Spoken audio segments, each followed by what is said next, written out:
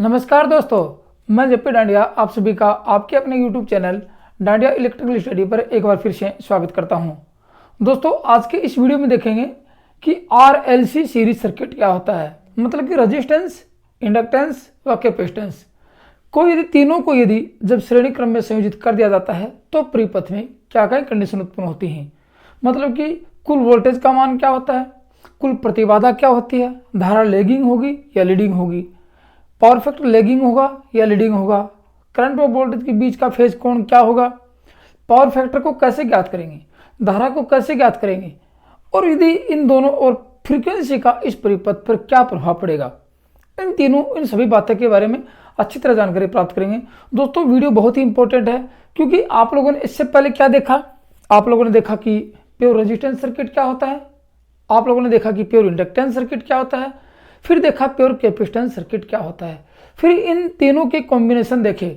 सबसे पहले देखा RL सर्किट क्या होता है, फिर देखा RC सर्किट क्या होता है, मतलब कि इनको श्रेणी में देखा। फिर आप लोगों ने ये पढ़ा कि LC सीरीज सर्किट क्या होता है, और आज उन कॉम्बिनेशनों को, सब कॉम्बिनेशनों को एक साथ इकट्ठा करेंगे। मतलब कि RLC को श्रेणी क्रम में संयोजित करेंगे, जिससे कि आप लोग ये समझ सको कि RLC सीरीज सर्किट में को हल करते समय किन किन समस्याओं का सामना करना पड़ता है और उसका सॉल्यूशन कैसे होगा। आप लोगों के दिमाग में जो कन्फ्यूज उत्पन्न होते हैं, जो एक भ्रम होता है, जिसको कि आप एक बोझ मानते हो, आज उन सब बातों का सॉल्यूशन करेंगे और आपके दिमाग के सभी डाउट क्लियर करेंगे, ताकि आप लोगों के मन में RLC सीरीज सर्किट मान लो या इसी पीछे जो सीरीज सर्किट पढ़े, किसी भी प्रकार की कोई समस्या उत्पन्न नहीं हो और आप एग्जाम की दृष्टि से देखते हुए उन सभी क्वेश्चनों को सोल्व कर सको जो कि एग्जाम में आने वाले होते हैं। तो चलिए आज इसका संपूर्ण वर्गीकरण करते हैं और एक ही वीडियो में सारा कॉन्सेप्ट क्लियर कर देंगे, ताकि भविष्य में आपको किसी और वीडियो को देखने की आवश्यकता न हो। तो क्या पढ़ेंगे आज? RLC श्रेणी सर्किट क्या होता है। RLC मतलब कि रेजिस्टेंस,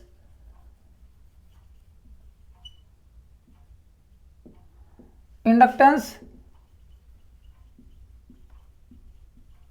और कैपेसिटेंस। ये देखेंगे सीरीज सर्किट।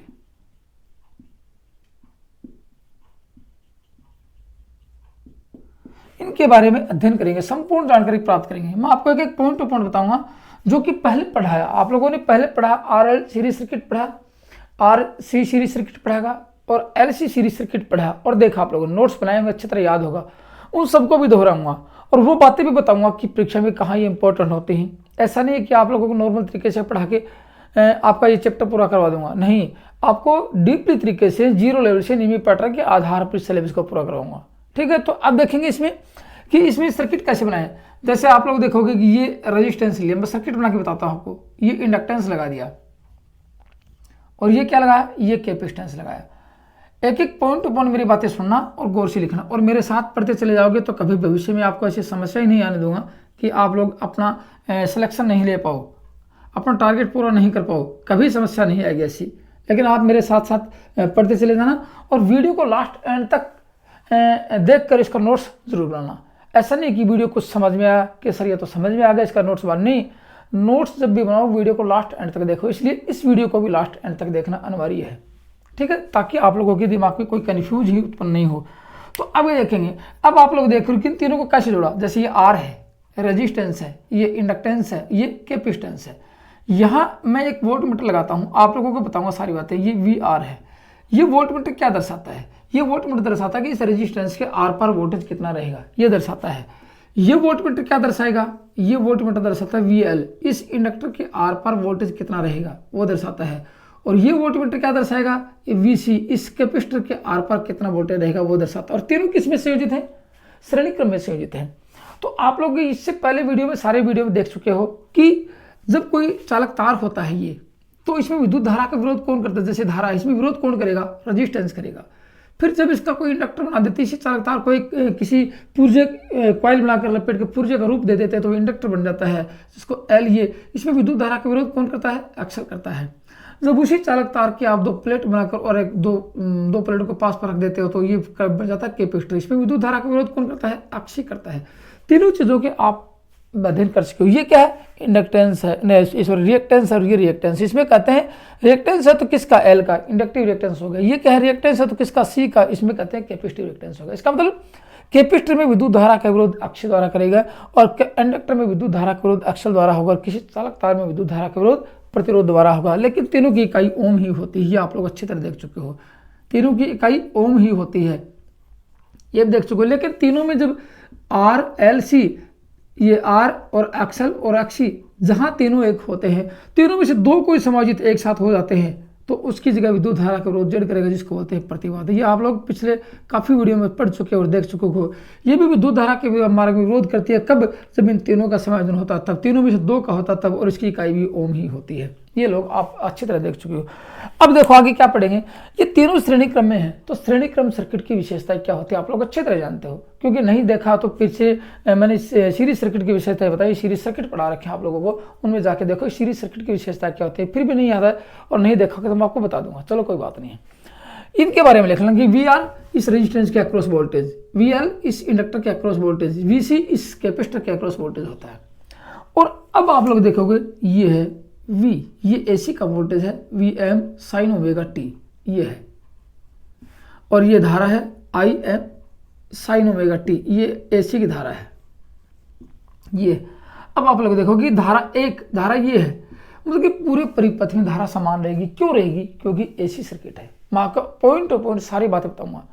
तो इसमें ये हो सकता है कि इसमें विद्युत धारा कौन से में, इस सर्किट में, RLC सर्किट में विद्युत धारा पूरे परिपथ में समान रहेगी। लेकिन इसकी परिभाषा क्या लिखे, सबसे पहले लिखेंगे RLC सीरीज सर्किट में कि किसी परिपथ में, कौन से, किसी भी परिपथ में रेजिस्टेंस, इंडक्टेंस व कैपेसिटेंस को जब श्रेणी में संयोजित कर उसको विद्युत AC सप्लाई से संयोजित कर दिया जाता है तो वह RLC श्रेणी सर्किट कहलाता है। इसका मतलब इस सर्किट में क्या होगा, इस सर्किट में रिएक्टेंस होगा और रेजिस्टेंस होगा। रिएक्टेंस कौन कौन सा होगा, इंडक्टिव रिएक्टेंस होगा और कैपेसिटिव रिएक्टेंस, तीनों होंगे। तीनों किस में संयोजित होंगे, तीनों श्रेणी क्रम में संयोजित होंगे। इसलिए इस सर्किट की विशेषताएं कैसी होंगी, श्रेणी सर्किट के बराबर इसकी विशेषताएं हैं। और श्रेणी सर्किट की सबसे पहली विशेषता क्या आती है कि पूरे परिपथ में धारा का मान समान होता है, या किसी भी प्रकार का कंपोनेंट लगा रखा है सब में धारा समान प्रवाहित होगी, ये होता है। ठीक है, तो इस सर्किट में क्या हो सकता है, सबसे पहली बात लिखेंगे कि इस सर्किट में, कौन से में, इसमें, इस परिपथ में, इस संपूर्ण परिपथ, इस पूर्ण परिपथ में धारा एक समान प्रवाहित होती है, एक समान प्रवाहित होती है। ये सबसे बड़ी विशेषता इसकी। क्या, तो क्या लिखेंगे, IR। अब देखो ये I है, इसमें धारा कौन सी प्रवाहित होगी, IR होगी, इसमें धारा IL होगी, इसमें धारा IC होगी, क्योंकि कैपेसिटर में धारा है। तो यहाँ क्या लिख सकते हैं, I बराबर IR लिख सकते हैं, I बराबर IR बराबर IL लिख सकते हैं, और ये IC लिख सकते हैं, क्योंकि पूरे परिपथ में धारा का मान समान रहता है। इसलिए पूछा जाए कि इस सर्किट में यहाँ धारा का मान 5 एम्पीयर है तो कैपेसिटर में से कितनी धारा प्रवाहित होगी, वहां भी 5 एम्पीयर ही विद्युत धारा प्रवाहित होगी। ठीक है, ये तो सबसे पहला इसका निष्कर्ष निकल के आया है सीरीज सर्किट का। अब आगे और निष्कर्ष निकाल के दिखाऊं आप लोगों को मैं।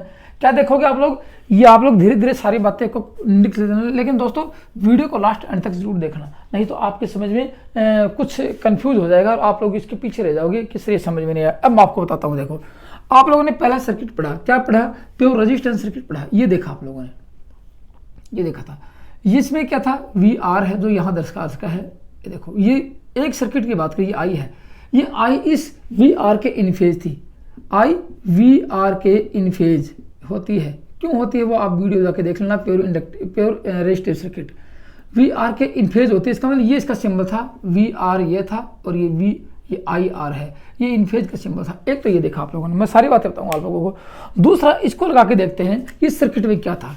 इस सर्किट जैसे मान लीजिए कि आपने ये इंडक्टर लगाया और इसके आर पार बने हुए वोल्ट मीटर लगाया, ये क्या है, VL है, और इसमें धारा IL है, ये प्रवाहित है। तो ये धारा इससे 90 डिग्री लैग करती है। ये क्यों करती है, आप प्योर इंडक्टिव सर्किट को जाके देखोगे तो आपको सब कुछ समझ में आ जाएगा, आपको कोई कंफ्यूज ही नहीं रहेगा। मैंने अच्छी तरह से इसको वीडियो को पढ़ा रखा है। तो IL क्या है, I VL से 90 डिग्री लैग होती है। मतलब पश्च होती है, या फिर ये कह सकते हैं कि वी एल आई से 90 डिग्री लीड होता है। एक ही बात है। ये ऐसे कैसे, देखो जैसे ये वोल्टेज है और ये धारा है। अब ये धारा कौन सी है, ये वी एल है, इसका वी एल है, ये धारा 90 डिग्री। देखो मैंने आपको दो चीज़ बताई, एंटी क्लॉकवाइज जो राशि चलेगी वो लीडिंग रहेगी और जो क्लॉकवाइज चलेगी वो लैगिंग रहेगी। तो इसका मतलब ये एंटी क्लॉकवाइज ऐसे है, तो ये वोल्टेज इससे आगे है क्योंकि क्लॉकवाइज एंटी क्लॉकवाइज ये, तो वोल्टेज आगे वी एल लीड है। ये वी, ये इस वोल्टेज से ये धारा ऐसे क्लॉकवाइज है, तो ये इसके क्लॉकवाइज में ये लैग है, तो इसलिए धारा वोल्टेज से लैग होती है। ये आप लोग अच्छी तरह देख चुके हो। फिर भी आपको एक और कंडीशन बताता हूँ, देखो आपको इसके लिए कैपेसिटर को लगा देते हैं। ये कैपेसिटर लगाया आप लोगों ने, यहाँ क्या है, यहाँ वीसी है, वीसी मतलब इस कैपेसिटर के आर पार वोल्टेज है, ये धारा इसमें प्रवाहित होगी वो आई से है। मैं इंडिविजुअली क्योंकि एक सर्किट की बात करता हूँ, फिर तीनों को साथ लगाए, फिर तीनों की बात करूँगा साथ में कि आप लोग अच्छी तरह समझ जाओ, ठीक है। अब देखो ये धारा कौन सी धारा, इसमें से प्रवाहित धारा इस कैपेसिटर की जो वोल्टेज है, इसके आर पार जो वोल्टेज है उससे 90 डिग्री लीड होती है। तो ये कहते हैं कि इसमें धारा वीसी से 90 डिग्री लीड होती है। तो ये भी कह सकते हैं कि 90 डिग्री लीड है, तो वी सी आई से धारा से 90 डिग्री लैग होता है।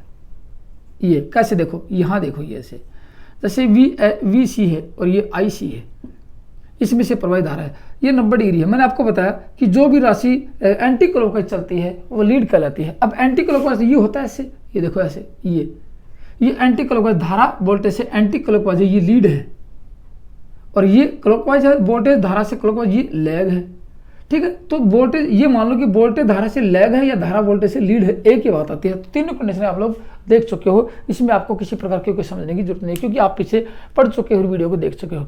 आगे इसकी चर्चा करेंगे कि तीनों को एक साथ लगाया तो क्या होगा, तब जाके कहीं इस सर्किट का कुछ सोल्यूशन होगा। तो सोल्यूशन पूरा करेंगे, ऐसी कोई समस्या नहीं छोड़ेंगे जो कि आप लोगों के दिमाग में कन्फ्यूज ही रह जाए और परीक्षा में आप उसका आंसर देने में मजबूर हो जाओ कि सर क्या होगा। अब देखो कुछ स्थिति ऐसी बनेगी सर्किट में कि आप लोगों को कंफ्यूज कर देंगी। जैसे आप लोग जानते हो कि अक्सल व ये इसमें विद्युत धारा का विरोध कौन करेगा, आप समझोगे धीरे धीरे। इसमें विद्युत धारा का विरोध अक्सल करेगा, इसमें विद्युत धारा का विरोध अक्षी करेगी, इसमें आर करेगा, प्रतिरोध करेगा। मैंने आप लोगों को सबसे पहले बता दिया था।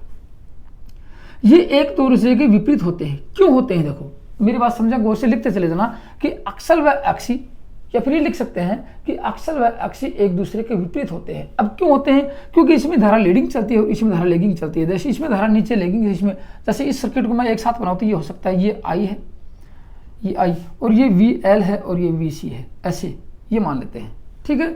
ये इसके विपरीत है, देखो ये तो है नीचे की तरफ, ये ऐसे और ये ऐसे, दोनों एक दूसरे के विपरीत, क्योंकि इसमें धारा लीड चलती है और इसमें धारा लैग चलती है, इसलिए दोनों के एक दूसरे के विपरीत स्वभाव के होते हैं, ठीक है। तो ये कह सकते हैं कि इंडक्टेंस में धारा लैगिंग होगी और कैपेसिटेंस में धारा लीड होगी, इसलिए एक्सल व एक्सी एक दूसरे के विलोमानुपाती, एक दूसरे के विपरीत होते हैं, ठीक है। अब आगे कंडीशन क्या, यदि विपरीत हो गए तो कंडीशन क्या होगी सर्किट में, उसका जरूर अध्ययन करेंगे। तो उस कंडीशन को देख लेते हैं आगे क्या होगा। तो अब उस कंडीशन के अनुसार इसका वेक्टर डायग्राम बना के आपको जरूर दिखाऊंगा कि वेक्टर डायग्राम से क्या होगा। इसका मान अधिक होगा तो क्या होगा, इसका अधिक होगा तो क्या होगा, इसका मान इससे कम हो जाएगा तो क्या होगा, क्योंकि परीक्षा में यही काफी बार पूछा जाता है। किसी आरएलसी सर्किट में यदि वी का एल का मान वी इसी से अधिक है तो क्या होगा, जेड का मान क्या होगा, कुल वोल्टेज का मान क्या होगा, कैसे ज्ञात करेंगे, पावर फैक्टर का मान क्या होगा, सब पूछा जाएगा आपसे। अक्षी का मान क्या होगा, एक्सल का मान क्या होगा। तो इसलिए इसका वेक्टर डायग्राम, प्रत्येक एक के वेक्टर डायग्राम बनाएंगे, कंडीशन देख के बताऊंगा आपको। तो अब क्या पढ़ेंगे, इसका वेक्टर डायग्राम बनाएंगे पूरे सर्किट का, जो कि आप लोग अच्छी तरह समझ सकते हो इसको। और वेक्टर डायग्राम बना के प्रत्येक एक परिभाषा लिखवाऊंगा आप लोगों को मैं कि वेक्टर डायग्राम से क्या होता है। अब आप लोग देखोगे, देखो क्या देखेंगे कि ये सर्किट को पूरा करें। अब देखेंगे जैसे वेक्टर डायग्राम बनाए, इसका पहले का बनाए तो कंडीशन क्या क्या होगी, कंडीशन को देखना। कंडीशन देख के आप पूरी बातें समझ जाओगे कि क्या होगा। जैसे ये आई, ये वी आर है, गौर से देखना। मैंने आपको बताया था कि वी आर है और वी, इन तीनों की बातें करेंगे एक साथ। वी आर, ये आई आर वी आर के इन फेज होती है, ठीक है। तो आई आर वी आर, जैसे मान लेता हूं ये आई है, ठीक है, ये आई है। अब आई तो तीनों में बराबर है, जैसे मैंने लिखा कि आई तीनों में बराबर है, तो ये लिख सकते हैं यहाँ पे कि आई बराबर आई आर होता है, बराबर आई एल होता है, बराबर आई सी होता है, तीनों बराबर है। चारों धाराएं बराबर हैं। तो अब देखो इस धारा से ये धारा है, इस धारा से इसमें वोल्टेज की बात करें, मैंने आपको पहले इसमें वोल्टेज की बात करी, ये एल, इसका वी एल कहाँ जाएगा, इस धारा से, क्योंकि धारा तीनों में बराबर है। इस धारा से वी एल, मैंने आपको बताया कि इसमें धारा लेगिंग होती है, धारा लेगिंग होती है, गौर से मेरी बात सुनना, धारा लेगिंग होती है। लेगिंग, जो राशि क्लॉकवाइज चलती है वो लेगिंग होती है, ये तो बताया था मैंने आपको। जो राशि क्लॉकवाइज चलेगी वो लेगिंग होगी और जो राशि एंटी क्लॉकवाइज चलेगी वो लीडिंग होगी। तो ये कैसे कि इसमें धारा लेगिंग है तो वोल्टेज धारा से आगे है। तो अब मेरी बातें गौर से सुनना, जैसे मैं यहाँ लगा देता हूँ वी एल का मान। अब बताओ ये लेगिंग है कि लीडिंग है, क्योंकि वोल्टेज तो लीड हो गया और धारा देखो वोल्टेज से धारा कैसे है, क्लॉकवाइज है, तो धारा लेग होगी और वोल्टेज लीड हो गया। एक कंडीशन तो ये आ गई, गौर से मेरी बातें सुनते चले जाना।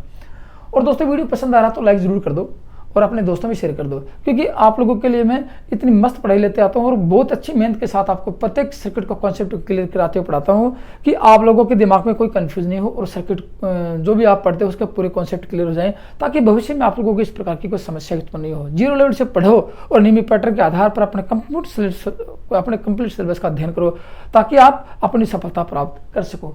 इसलिए वीडियो लाइक करके अपने दोस्तों में शेयर कर दो। और दोस्तों वीडियो पसंद आ रहा है या आपको इस वीडियो के प्रति आपके मन में कोई विचार है तो कमेंट्स में ज़रूर लिखना कि सर अच्छा पढ़ा रहे हो या हमें समझ में नहीं आ रहा है, आप लोगों के मन में कोई समस्या है, कोई विचार है या इसके प्रति कोई प्रतिक्रिया भी है तो कमेंट्स में ज़रूर बताना कि सर हमें इसके विपरीत भी अपनी प्रतिक्रिया है, तो कमेंट्स में लिखना, अपने विचार व्यक्त जरूर करना।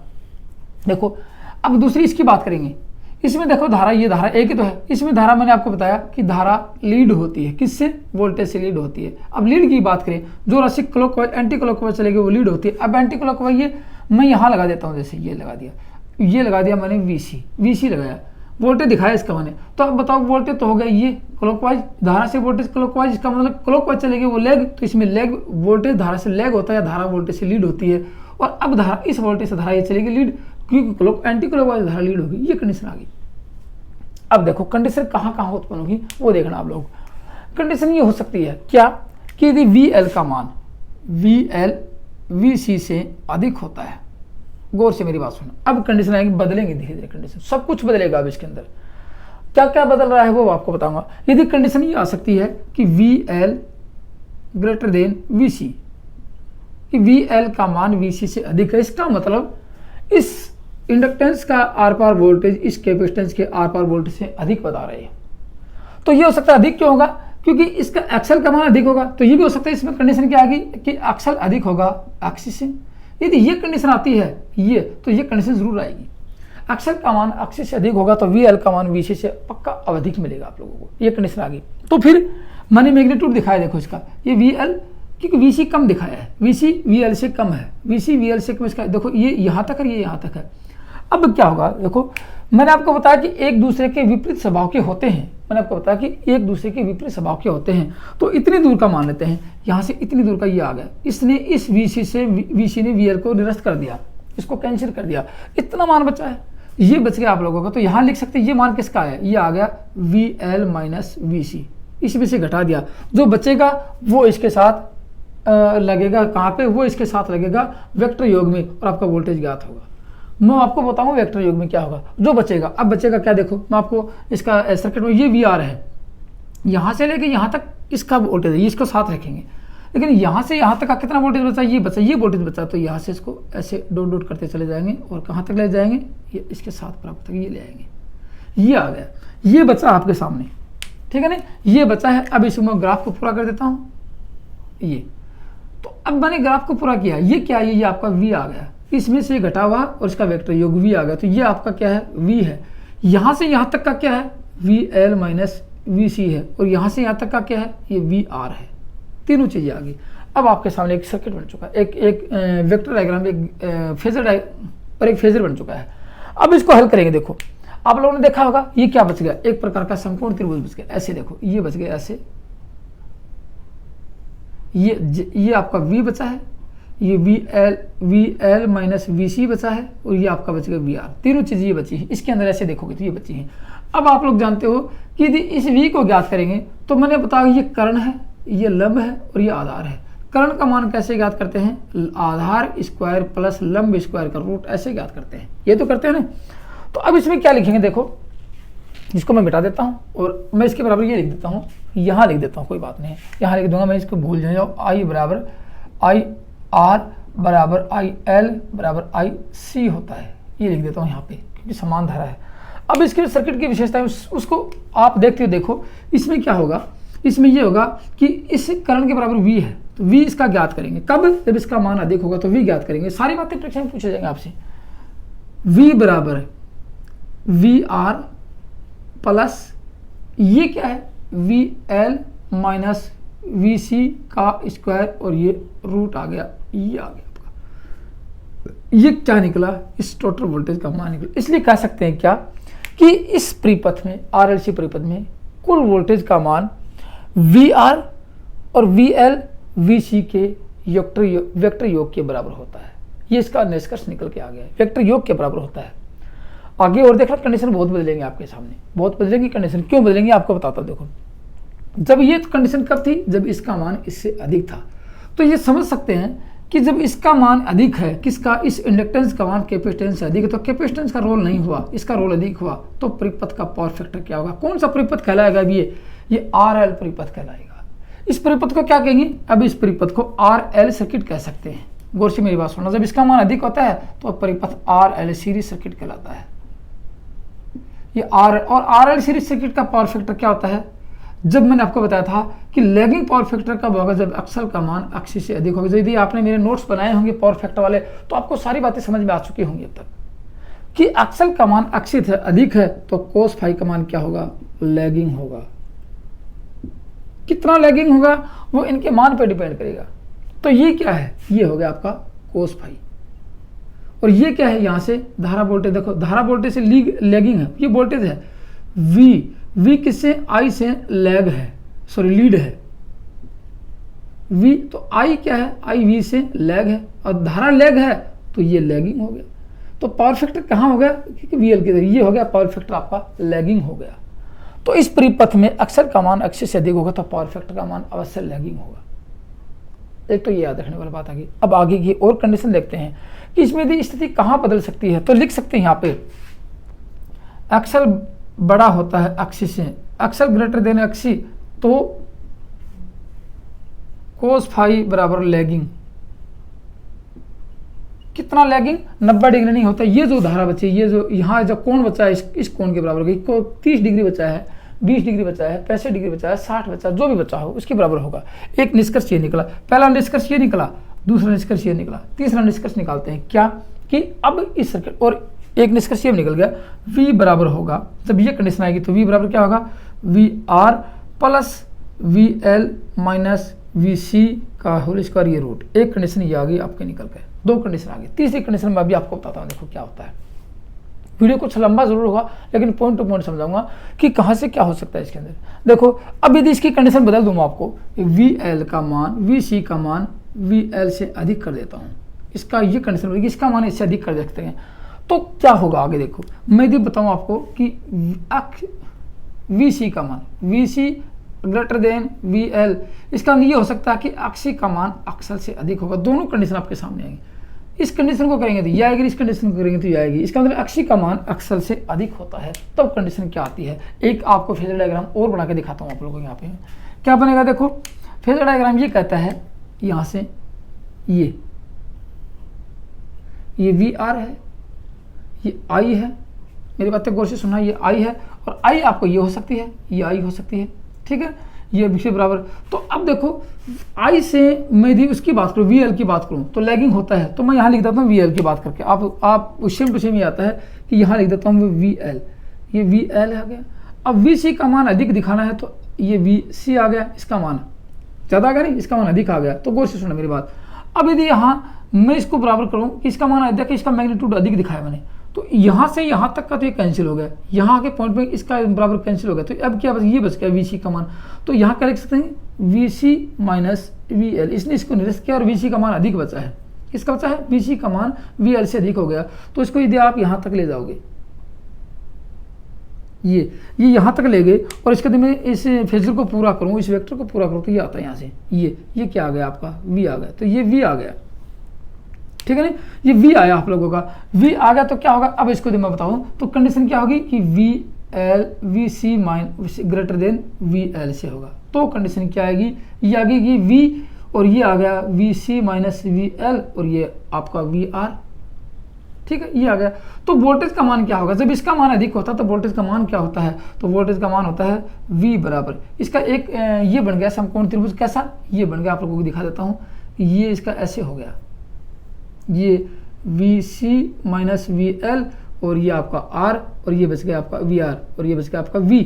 ये समकोण त्रिभुज बन गया। इसको हल करेंगे तो क्या आएगा, V R square plus V C minus V L का स्क्वायर, ये इसका रूट आता है। तो कह सकते हैं कि इस परिपथ का कुल वोल्टेज कैसा होगा, तीनों का वेक्टर योग होगा, ये भी कह सकते हैं। लेकिन पूछा जाए क्या कि यदि V का मान अधिक हो, तो ये फॉर्मूला आएंगे आपके सामने, यदि वी सी का मान अधिक है और उसका वी एल का मान कम है तो परिपथ का पावर फैक्टर क्या होगा, पावर फैक्टर उससे पूछा जाएगा आपसे। अब आप लोग समझ रहे हो इसका मान इससे कम है या इसका मान इससे अधिक है, इधर में अक्षिक का मान अक्सर से अधिक है। और आपने अगर पावर फैक्टर का मेरा वीडियो देखा होगा और नोट्स बनाए होगा तो आपको अच्छी तरह समझ में आ गया। क्या समझ में आ गया कि यदि मैंने आपको बताया था कि अक्षी ग्रेटर देन अक्सल होता है तो पावर फैक्टर का मान लीड होता है, लीडिंग होता है।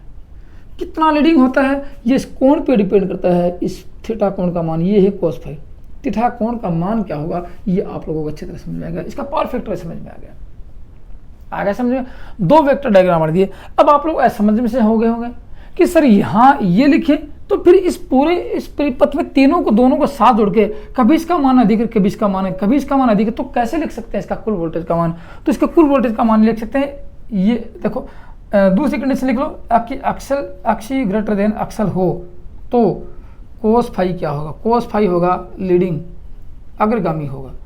और V का मान क्या होगा, V बराबर होगा V R plus V C minus V L और ये स्क्वायर और दोनों का रूट, ये हो गया। ये कंडीशन आ गई, एक कंडीशन ये आई, एक ये आई, एक तीन कंडीशन आ गई। लेकिन अब कुल वोल्टेज का मान क्या लिख सकते हैं, न तो ये लिख सकते, ये तो कब लिख सकते हैं कि VC का मान अधिक होगा। यदि अक्षी का इस तीनों सर्किट में अक्षी का मान अधिक है तो कुल वोल्टेज का सूत्र ये रहेगा, यदि अक्षर का मान अधिक है तो कुल वोल्टेज का सूत्र ये रहेगा, फॉर्मूला ये रहेगा। ये आप लोग अच्छी तरह जान चुके हो और देख चुके हो। लेकिन यदि इसमें कुछ भी नहीं दिया होगा, बोल दी कि इस परिपथ का कुल वोल्टेज कैसे ज्ञात करेंगे, कैसे ज्ञात करेंगे, उसका मतलब ये आता है कि V बराबर V R square plus V L, ये आपका सिंबल आ गया इसका मतलब होता है कि जो संख्या बड़ी है वो इधर आएगी, जो संख्या छोटी है वो इधर आएगी। मान लीजिए मैं VC को छोटा मानता हूँ तो इधर आ गया, ये आ गया। कभी कभार ऐसा नहीं भी आता है तो ये लिखा मिलेगा आपको, इसका मतलब प्लस माइनस करके लिखना आप लोगों को, V R plus V L plus minus VC ऐसा भी आता है। आप चिंतित मत होना कि सर ये सिंबल लिखेंगे या लिखें, इसका मतलब यही होता है प्लस माइनस, जो संख्या बड़ी है वो इधर लिखे जाएंगे। अब मान लीजिए कि आप लोगों को सर ये फॉर्मूला कैसे लिखें, तो VC को इधर कर देंगे और VL को इधर कर देंगे, कोई बड़ी बात नहीं है। यदि ये संख्या बड़ी है तो यहाँ VC को कर देंगे और यहाँ VL को कर देंगे, कोई बड़ी बात नहीं। ये आप लोगों को देखने की जरूरत नहीं है, ये तो सिर्फ इसके परिपथ के ऊपर डिपेंड करता है कि किसका मान अधिक है किसका मान कम है। ठीक है, तो दोस्तों ये तो था आप लोगों को वोल्टेज ज्ञात करने का तरीका। अब इस परिपथ की कुल प्रतिबाधा भी तो ज्ञात करेंगे। इस परिपथ में प्रतिबाधा के बाद फ्रीक्वेंसी का इफेक्ट भी देखेंगे। फ्रीक्वेंसी के इफेक्ट देखने की फ्रीक्वेंसी इफेक्ट कहाँ डालेगी और क्या क्या परिवर्तन करेगी। बहुत कुछ बचा है लेकिन वीडियो कुछ लंबा जरूर है, याद रखना, लेकिन बहुत ही इंपॉर्टेंट है। संपूर्ण वीडियो पूरा वीडियो देखोगे आप लोग अच्छी तरह समझ जाओगे कि RLC सीरीज सर्किट क्या होता है और कहाँ कहाँ अपने मन में जो कन्फ्यूज है मैं आपके सारे कन्फ्यूज ही दूर कर दूंगा। ऐसा कोई क्वेश्चन नहीं छोड़ूंगा आपके दिमाग में कि आप लोग उसके ऊपर मजबूर हो जाओ सोचने के लिए, आप लोगों के दिमाग में नहीं हो, लेकिन ऐसा क्वेश्चन बचेगा ही नहीं जो कि आप लोग कमेंट्स में पूछने के लायक हो। ठीक है, फिर भी देखो आगे, फिर भी आपके दिमाग में कंफ्यूज हो जाता है क्योंकि ऑफलाइन वीडियो में ये लाइव पढ़ाता तो आप लोग ऑन द स्पॉट प्रश्न कर सकते थे, लेकिन यहाँ भी आपको फिर भी कंफ्यूज है तो कमेंट्स में जरूर लिखा करो कि सर यहाँ मुझे थोड़ी सी प्रॉब्लम हुई है, आप उसका सोल्यूशन करो। मैं ऑन द स्पॉट जब भी आप कॉल करोगे कॉल के साथ ही आपको सोल्यूशन पूरा कर दूंगा। ठीक है, ये तो थी आपकी बात। अब ये देखेंगे कि इस सर्किट में कुल प्रतिबाधा क्या होगी। यहाँ तक अब तक क्या देखा आप लोगों ने, सिर्फ वोल्टेज देखा है, लेकिन कुल प्रतिबाधा भी तो अवश्य पढ़ेंगे। ठीक है, तो अब इस परिपथ की क्या पढ़ेंगे, कुल प्रतिबाधा क्या होगी। अब पढ़ने वाले हैं इसकी कुल प्रतिबाधा।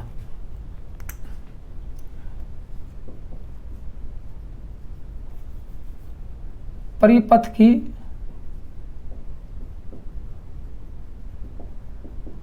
कुल प्रतिबाधा मतलब कि टोटल Z का मान क्या होगा, RLC परिपथ में Z का मान क्या होगा उसके बारे में देखेंगे। ठीक है, अब देखो फिर मैं आपको वेक्टर डायग्राम के अनुसार समझाऊंगा। यदि आपने मेरा प्रतिबाधा का वीडियो देखा होगा, इम्पीडेंस वो इम्पीडेंस का देखा होगा, इम्पीडेंस ट्रेंगल के बारे में देखा होगा, तो आप लोग अच्छी तरह समझ सके इसकी प्रतिबाधा क्या होगी। फिर भी आप लोगों को अच्छी तरह समझाऊंगा। मैंने आपको ये बताया था, उसमें क्या बताया था कि एक प्रतिबाधा ट्रेंगल पढ़ाया था मैंने आपको, ये पढ़ाया था यहाँ, ये था एक्सएल या एक्सी या फिर एक्स, ये था जेड, ये आर था, ये एक ये समकोण त्रिभुज था, ये आपको मैंने लंब बताया था, ये कर्ण बताया था, ये आधार बताया था, समझ गए होंगे। तो जेड का मान कैसे ज्ञात करेंगे? जेड का मान 3 रूप से बताया था आपको मैंने, फिर भी इसके बारे में आज फिर दोबारा बताऊंगा, लेकिन उससे पहले देखो वेक्टर डायग्राम के हिसाब से प्रतिबाधा का मान क्या होगा उसके बारे में देखते हैं। अब प्रतिबाधा क्या है? प्रतिबाधा है इस पूरे सर्किट में, कौन से में, RLC सीरीज सर्किट में विद्युत धारा के परिवर्तनों का या विद्युत धारा के मार्ग में जो विरोध उत्पन्न होता है उसको कहते हैं प्रतिबाधा। आज इस सर्किट में तीनों लगे हैं, प्रतिरोध भी लगा है और इंडक्टिव रिएक्टेंस भी लगा है और कैपेसिटिव रिएक्टेंस भी लगा है। मैंने तो अब देखो मैंने आपको बताया था कि इन तीनों का जहां योग, यहाँ जहां तीनों का संयोजन होगा तो विद्युत धारा का विरोध न तो ये करेगा, न ये करेगा, न ये करेगा। तीनों में से विद्युत धारा का विरोध कौन करेगा? तीनों में से विद्युत धारा का विरोध करेगा ये एक्सएल न करेगा, न एक्सी करेगा, आर का तो क्या करेगा? जेड विद्युत धारा, इसको कहते हैं प्रतिबाधा। अब प्रतिबाधा की कंडीशन आपके सामने कितनी आएंगी? 3 कंडीशन आएंगी प्रतिबाधा की। पहली कंडीशन क्या आएगी? जब इसका मान अधिक होगा तो क्या होगा? एक बार इसका मान अधिक होगा तो क्या होगा? मैं आपको वेक्टर डायग्राम के हिसाब से तीनों को बताता हूं, लेकिन मैंने आपको ये जरूर बताया था कि यदि इम्पीडेंस त्रिभुज आपने मेरे वीडियो देखा होगा, मेरे नोट्स बनाए होंगे, तो आप लोगों को ध्यान होगा कि प्रतिबाधा कैसे ज्ञात कर सकते हैं, प्रतिबाधा की कंडीशन क्या क्या हो सकती है, किस प्रकार प्रतिबाधा को अपन उसका मान और रेशियो निकाल सकते हैं। फिर भी मैं आप लोगों को तीनों कंडीशन बताऊंगा कि कौन कौन सी कंडीशन के अनुसार प्रतिबाधा का मान ज्ञात कर सकते हैं। देखो कैसे, एक बार आपके सामने कंडीशन क्या आएगी? एक बार क्या आएगी कि एक्सल ग्रेटर देन एक्सी, ये आता है। इस कंडीशन के अनुसार बताता हूं, एक्सल ग्रेटर देन एक्सी आता तो क्या होगा? ये कंडीशन आपके सामने मैं बताता हूं कि इस कंडीशन में क्या प्रतिबाधा होगी, ठीक है ना, क्योंकि तीनों लगे हैं। तो मैं आपके वेक्टर डायग्राम के हिसाब से बता दूं कि तीनों का मान क्या होगा। एक वेक्टर डायग्राम में तीनों का समायोजन कर दूंगा। देखो कोई बात नहीं है, ये आपका ले लिया मैंने वेक्टर डायग्राम के हिसाब से, ये ले लिया वी आर, ठीक है ना, और वी आर में क्या आती है? ये आपके धारा का मान आता है, ये धारा। और धारा आप लोगों को पता है कि तीनों सर्किट में बराबर होती है। धारा आई बराबर आई आर बराबर आई एल बराबर आई सी, तीनों बराबर हैं। गौर से मेरी बात सुनते चले जाना। अब धारा से देखो एक्सल क्या होगा? धारा एक्सल से इस परिपथ में धारा लेग चलेगी, और लेग कब चलती है? जब क्लॉकवाइज होती है। तो यहां वी एल दिखा देता हूं, V L sorry X L, X L होगा। एक्सल में धारा लेग चलेगी, क्योंकि इस एक्सल से तो धारा यही है, इस यहां तो धारा ये आ गई। यहां से बात कर देखो तीनों में से, तो यहां पे एक्सी दिखा देता हूं, तीनों आ गई। अब देखो एक्सी का मैग्नीट्यूड मैंने कम दिखाया, क्योंकि अपने निकालना क्या है? एक्सल से एक्सी अधिक है तो निकालना है। तो अब मेरी बात गौर से सुनते चले जाना कि इतना मैंने आपको बताया कि एक्सल एक्सी एक दूसरे के विपरीत होते हैं। तो यहां से लेके यहां तक की बात करें तो माने यहां तक इस एक्सल ने एक्सी को निरस्त कर दिया। किसका मान अधिक बचा? एक्सल का मान अधिक बचा है। इसका मान अधिक है तो एक्सल का मान अधिक बचा है। इसका रोल खत्म हो गया, इसने एक्सल के एक्सी के मान को खत्म कर दिया है। लेकिन यदि इसका मान ही खत्म हो जाता है, लेकिन है जरूर, इसका मान खत्म हो जाता है तो इसका वो करंट वोल्टेज के बीच की डिग्री का मान बढ़ जाता है, लेकिन इसने कुछ घटाया तो है, कुछ फैक्टर सुधारा है। तो ये कह सकते हैं कि यहां से लेके यहां तक इसका यदि मैं वेक्टर डायग्राम खींचूं, ये आता है। तो ये क्या, ये पॉइंट क्या है? ये एक्सल माइनस एक्सी का है कि इन दोनों का समायोजन, इसका रिजल्ट निकला है इन दोनों को निकाल के।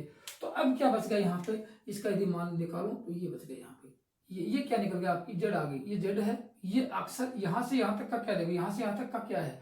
अक्सर माइनस एक्सी है, और ये आपका आर अवश्य है। तो अब बच क्या आ गया आपके सामने? ये बच गया कि यदि कंडीशन क्या आती है? अक्सर ग्रेटर देन एक्सी होता है तो प्रतिबाधा कैसे ज्ञात करेंगे? ये कंडीशन आती है। इसकी प्रतिबाधा का सूत्र क्या लिखेंगे?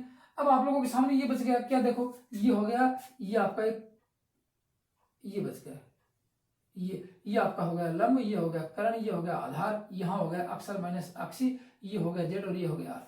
अब आप इसका मान निकाल सकते हो। कैसे? देखो जेड का मान कैसे निकाल सकते हैं? इसकी कंडीशन में आता है कि जेड बराबर क्या लिखेंगे? आर स्क्वायर, मैंने आपको बताया कि तीनों का वेक्टर योग होता है are square plus XL minus XC का होल स्क्वायर, और ये एक कंडीशन ये आ गई जब अक्सर का मान एक्सी से अधिक होगा। पूछा जाएगा अक्सर का मान एक्सी से अधिक है तो प्रतिबाधा का सूत्र क्या रहेगा? ये आ गई। दूसरी कंडीशन बताता हूं, जब ये क्या है? दूसरी कंडीशन जब एक्सी ग्रेटर देन एक्सल होगा तो कंडीशन बदल जाएगी आप लोगों की। इस परिपथ में इसका मान अधिक होगा तो देखो पहले परिपथ क्या हुआ? जब ये थी कंडीशन, कौन सी ये थी कंडीशन? तो परिपथ आर था। जब ये कंडीशन हो जाती है तो परिपथ आरसी हो जाता है। ये परिपथ हो जाता है कौन सा? कि अक्षी ग्रेटर देन अक्षल है तो परिपथ क्या हो जाएगा, आरसी परिपथ कहलाएगा, ये इसका मान बचा नहीं है। तो अब देखो यहां ये कंडीशन आ गई, तो ये दो बीच में बच गई, ये थीटा कौन बच गई, ये क्या है, ये पावर फैक्टर है। अब पावर फैक्टर किधर है, देखो ये अक्षल की तरफ धारा बची है, धारा का मान इस वोल्टेज का मान, ये वोल्टेज अक्षी से क्या, देखो ये अक्षल अक्षी से लेगिंग है, तो इसका पावर फैक्टर क्या होगा, ये कंडीशन का इसका cos फाई भी लैगिंग होगा।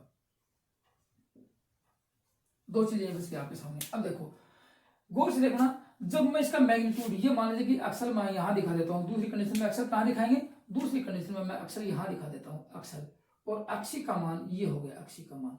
तो अब अक्षी अक्षर से बड़ा है और निकालना क्या है, ये निकालना है कि अक्षी ग्रेटर देन अक्षर होगा तो क्या होगा, कंडीशन क्या बदलेगी। तो इसका देखो यहां से ये जो ये कंडीशन आएगी यहाँ पे, माना कि इतना मैग्नीट्यूड इसका है, तो ये क्या होगा, अक्षी ने अक्षी अक्षर को निरस्त कर दिया। अब इसका मैग्नीट्यूड बच गया, ये बच गया मैग्नीट्यूड, ये यहां से ये बच गया। मेरी बात गौर से सुनते चला जाने को, पॉइंट टू पॉइंट लिखना।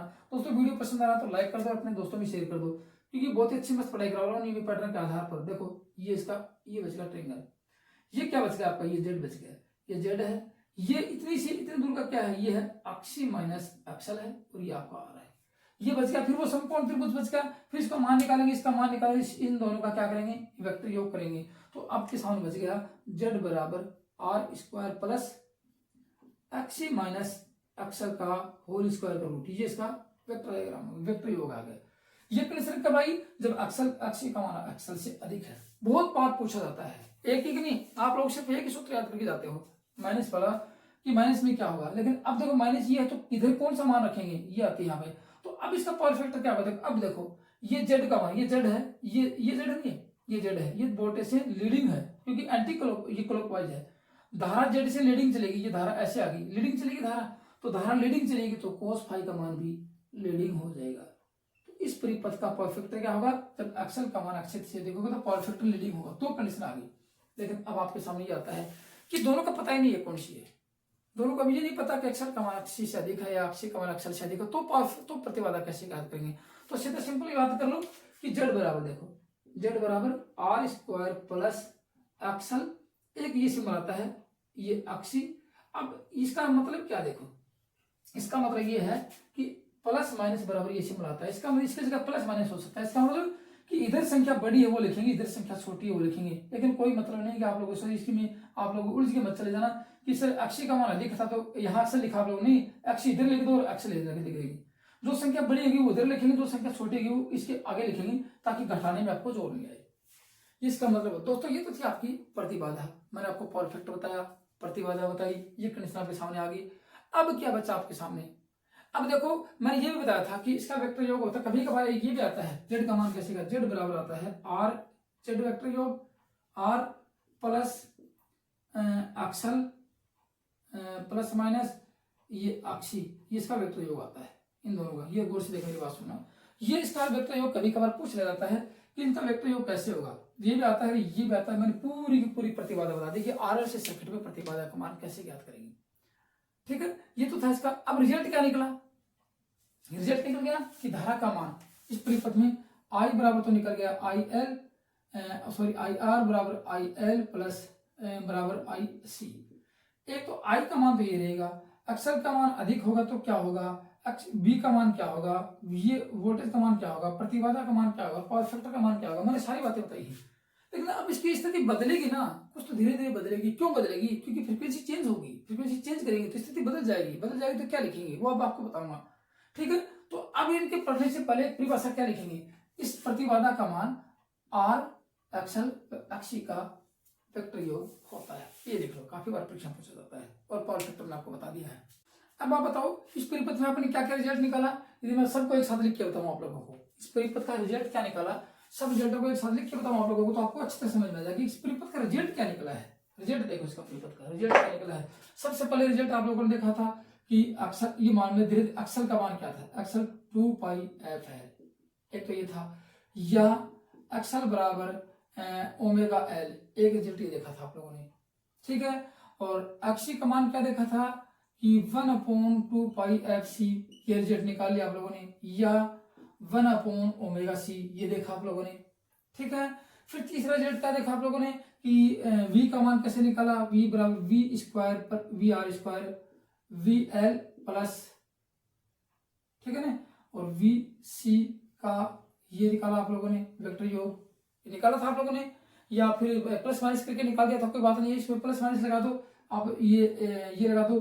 फिर आप लोगों ने देखा जेड का मान निकाला, जेड का मान कैसे निकाला, r square XL plus minus XC का होल स्क्वायर, ये जेड निकाला आप लोगों ने। फिर अब बताओ, देखो इसमें विद्युत धारा का विरोध किसके द्वारा था, जेड के द्वारा, तो इस परिपथ की धारा कैसे ज्ञात करेंगे, आई बराबर वी अपॉन जेड, क्योंकि आई बराबर होता है वी अपॉन आर होता है, आर यहाँ पे है नहीं, आर के बदले में कौन है, जेड है, आई बराबर ये हो गया आप लोगों का। पी बराबर मैंने आपको बताया कि वी आई कोस फाइव, पहले बता दिया था कि थीटा डिग्री का कौन सा रूल लेंगे, ठीक है ना, और पी और कोस फाइव का मान आप लोगों ने क्या देखा था, कोस फाइव आप लोगों ने निकाल लिया कि कोस फाइव निकाला आप लोगों ने आर अपॉन जेड, या अच्छी तरह जानते हो, या फिर आर अपॉन जेड है तो इसका मतलब ये हो कि वी आर अपॉन वी, ये भी देखा था, क्योंकि कोस फाइव बराबर होता है आधार बटे कर्ण, और आधार क्या देखो, आधार इसका वी आर है, कर्ण क्या है, वी है, ये कोस फाइव, तो आधार बटे कर्ण इसका कोस फाइव है, तो वी आर अपॉन वी इसका कोस फाइव ऐसे भी हो सकता है।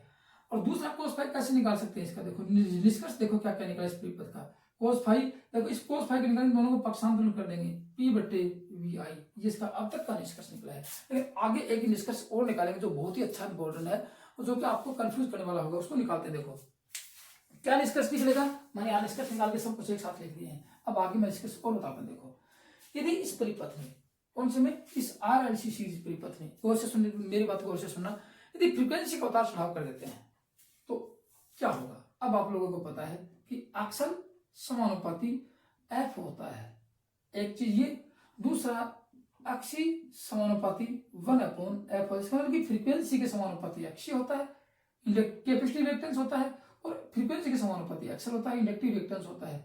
यदि फ्रीक्वेंसी को बढ़ा देंगे तो इसका मान बढ़ेगा, क्योंकि एफ बढ़ाओगे तो क्या होगा, अक्सर का मान बढ़ेगा, एफ बढ़ाएंगे तो अक्षी का मान घटेगा, ये इसका मतलब होता है, ठीक है। अब देखो मैं मान लीजिए कि आप गौर से देखोगे कि ये नहीं पता किसका मान अधिक है, मैं यहाँ पे अब इसके बताता हूँ कि एफ का मान बढ़ाया, फ्रीक्वेंसी का मान बढ़ाया, तो कहाँ कहाँ इफेक्ट होगा, यहाँ से फ्रीक्वेंसी वजह से 50 है, फ्रीक्वेंसी 55 कर दिया 50 की जगह, तो कहाँ कहाँ इफेक्ट डालेगी, ये देखो यहाँ पे ये इफेक्ट डालेगी सबसे पहले अक्षर पर, अक्षर का मान बढ़ेगा, फिर आगे पहुंचेगी यहाँ पे इसका मान, फिर अक्षी का मान घटेगा, मेरी बातें कोशिश सुनना, और अक्सर अक्षी और आर का वेक्टर योग क्या होता है, जेड होता है, तो जेड के ऊपर क्या प्रभाव होगा, जेड के ऊपर, ये बात आ गई कि जेड के ऊपर क्या प्रभाव पड़ेगा। अब आप लोगों को पता है इसका मान बढ़ेगा, इसका मान घटेगा, तो जेड का मान किसके ऊपर डिपेंड करता है, जेड का मान दोस्तों करता है किसके ऊपर, इस अक्सर और अक्षी पर। तो लिख सकते हैं इसका मान घटेगा, तो ये कह सकते हैं कि प्रतिबाधा का मान घटेगा, लेकिन बढ़ा रही है, तो जेड बराबर क्या लिखेंगे कि इसका मान अक्सर व अक्षी पर निर्भर करता है। इसका मान लिख कह नहीं सकते कि घटेगा या बढ़ेगा, ये नहीं कह सकते कि दोनों परिपथ में लगे ना, ये बढ़ेगा ये घटेगा, तो कैसे कह सकते हैं ये बढ़ेगा तो अपने अक्षय का मान बढ़ना चाहिए, लेकिन ये घट रहा है तो अक्षय मान घटना चाहिए। तो अब मान लीजिए कि इसका मान बढ़ रहा है, इसका मान पहले अधिक था, इसका मान कम है, तो क्या कह सकते हैं इसका मान अक्षर व अक्षय का जेड का मान क्यों पर डिपेंड करता है, ये नहीं कह सकते कि घटेगा बढ़ेगा, वो इन दोनों पर डिपेंड करेगी, कौन घटेगा कौन बढ़ेगा, कितना घटेगा कितना बढ़ेगा, ये तो इसके ऊपर डिपेंड करता है। तो अब क्या लिख सकते हैं, ये क्यों इसके ऊपर डिपेंड करता है, क्योंकि लिख लो क्यों आगे, क्यों, क्योंकि एफ अक्षर समानुपाती एफ होता है और अक्षय समानुपाती 1/f होता है, इसलिए इसके ऊपर डिपेंड करता है, ये अपने को पता नहीं है, ठीक है ना। और जेड का मान ये कह सकते हैं आर स्क्वायर प्लस अक्षर प्लस माइनस अक्षी का होल स्क्वायर और ये रूट, ये इसका जेड का मान होता है, तो ये भी नहीं कह सकते। अब इसका मान बढ़ाएंगे तो प्रतिबाधा का मान घट जाएगा, इसका मान घटाएंगे तो प्रतिबाधा का मान बढ़ जाएगा, तो ये नहीं कह सकते इसका मान किसका अधिक होता है, लेकिन ये जरूर कह सकते हैं कि फ्रीक्वेंसी बढ़ाएंगे।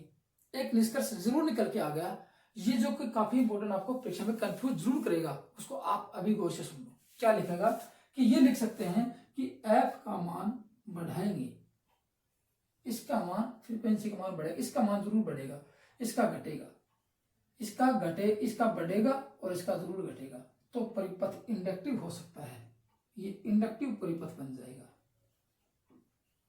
इंडक्टिव परिपथ हो जाएगा।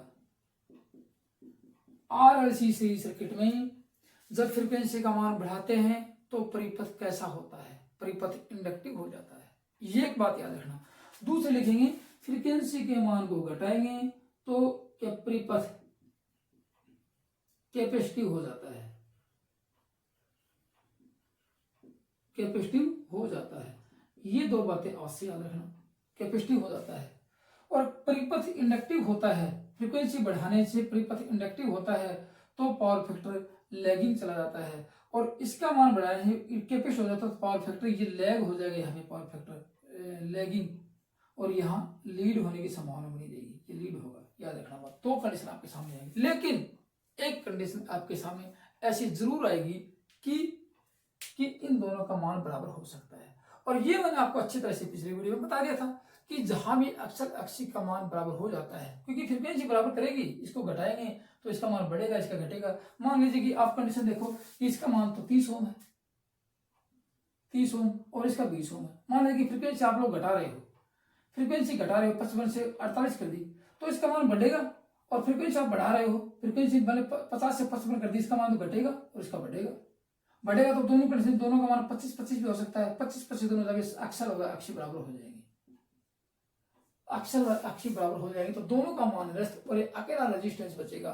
तो ये कैसा सर्किट बन जाएगा, ये रेजोनेंस सर्किट बन जाएगा। जो अच्छे एक वीडियो और बनाऊंगा रेजिस्टेंस सर्किट के बारे में कि अक्सर अक्षी का मान बराबर हो जाता है तो इस परिपथ में विद्युत धारा का विरोध कौन करता है, इस परिपथ में विद्युत धारा का प्रतिरोध ही विरोध करता है, जिसमें रिएक्टेंस का मान शून्य होता है तो धारा का मान बढ़ जाता है।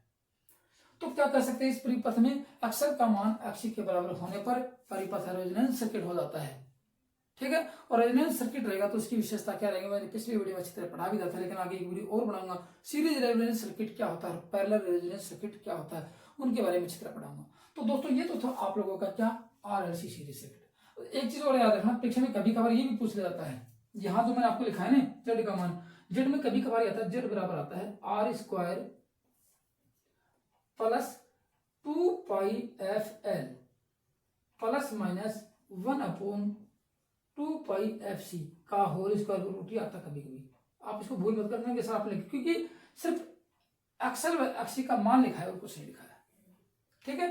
तो दोस्तों ये तो था आप लोगों का क्या कि आरएलसी सीरीज सर्किट क्या होता है, संपूर्ण बातें मैंने आपको बताई। फिर भी यदि आपको दोस्तों कोई कंफ्यूज हो, फिर भी आपके मन में कोई शंका हो तो कमेंट से जरूर लिखना, ठीक है। ये तो था। तो दोस्तों आज की वीडियो में सिर्फ इतना ही है। थैंक यू, धन्यवाद।